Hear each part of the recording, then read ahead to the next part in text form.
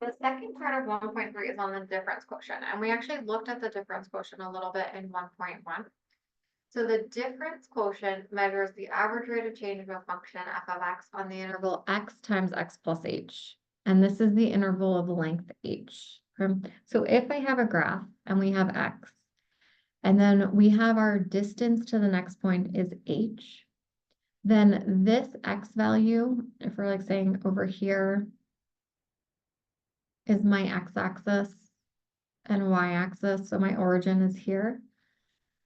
This x value would be x plus h. I would take whatever x is, so like if x was 5 and then h was 2, to get here, I would just do like 5 plus 2, I would add them. So this x value is considered x plus h. And then the y value at this point, we would just say is f of x. And the y value at this point would just be f of whatever that x value is, which is x plus h. And then if I wanted to find the average rate of change between these 2 points, I would find the slope between them. So I would do f of x plus h minus f of x over x plus h minus x. And if I do that here on the denominator, I can simplify this by just doing x minus h. I don't need those parentheses anymore. And if I combine those like terms, I get h. And so this is the difference quotient. And you do need to know this. From what I can tell, you're not given it on the exam. So you will have to memorize this formula.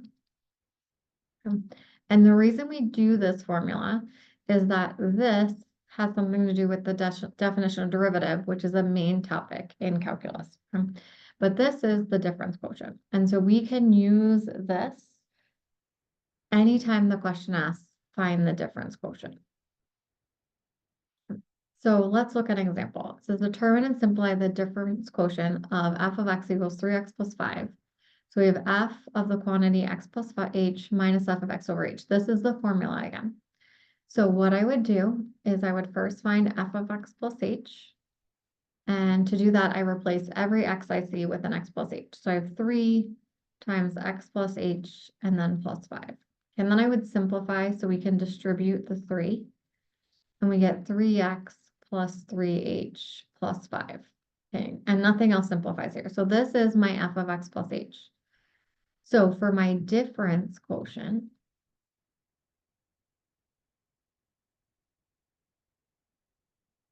I am going to take f of x plus h, which is this,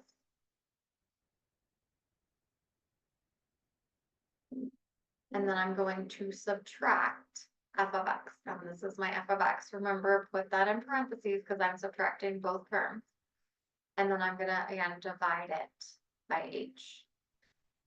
Then make sure that you distribute the negative. So I get minus 3x minus 5 all over h. Combine our like terms. And like I said in class when we did this one, any term that does not have an h should cancel out. If it doesn't, then you probably missed a term up here. So look, my 3x's add to 0, my 5's add to 0, and so all I'm left with is 3h over h. And then here, h divided by h is 1, or they cancel, and so we just get 3. And so this is the difference quotient for this function.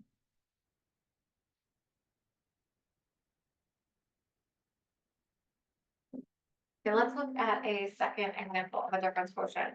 And this one is a little bit harder.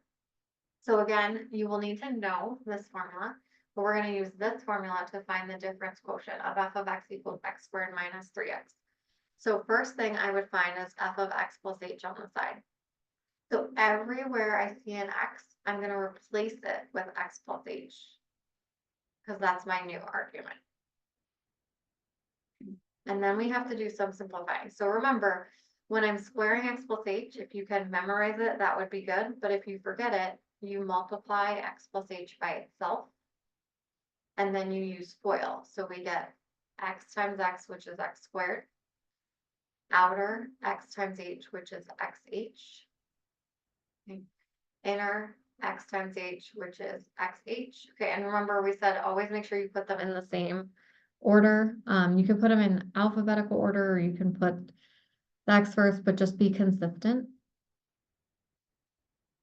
And then you have h times h, which is h squared. Then we have to come back and make sure we do this part. So we have to distribute the 3x, the negative 3.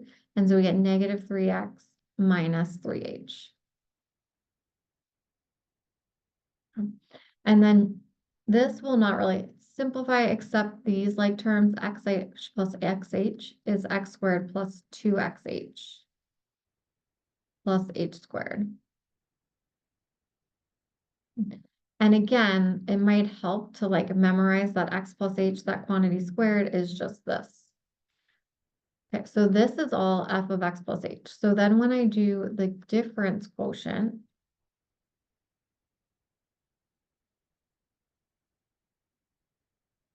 okay, this first part, f of x plus h, is this entire thing.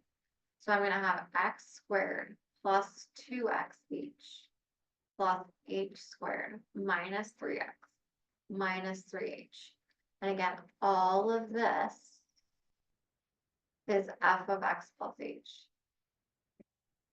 Then we're going to subtract f of x.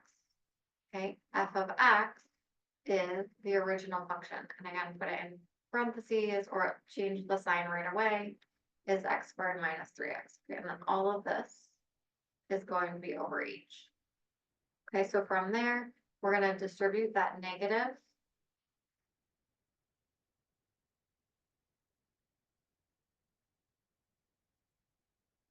So this becomes negative x squared, and then we're doing a negative of a negative, which gives us plus 3x. All over h. Okay. And then we are going to add our like terms. So again, anything without an x should cancel. So the x squared is add to 0. The 2xh has no like terms. The h squared has no like terms, but the 3x's add to 0. And so we're left with 2xh plus h squared minus 3h all over h. And then you have two options. So how I did it in class originally is when you have this, you can divide each term by that h in the denominator. And again, you're dividing each term. And then you can simplify. So these h's cancel. H squared over h is h. Remember, when you divide, you subtract the exponent. So 2 minus 1 is 1, which just gives me h. And then these cancel. So I get minus 3. You can also, if you have this step, 2xh plus h squared minus 3h over h, if you don't like that, you can in the numerator factor out an h because that's the GCF. So if you do that, you're left with 2x plus h minus 3 over h, and then the h's cancel, and you get the same thing. So you can do either way, either factor it out or divide each term. Either way is correct to get the same answer. And so then this is your difference quotient. Okay. Okay, and so that's the second part of 1.3 on the difference quotient.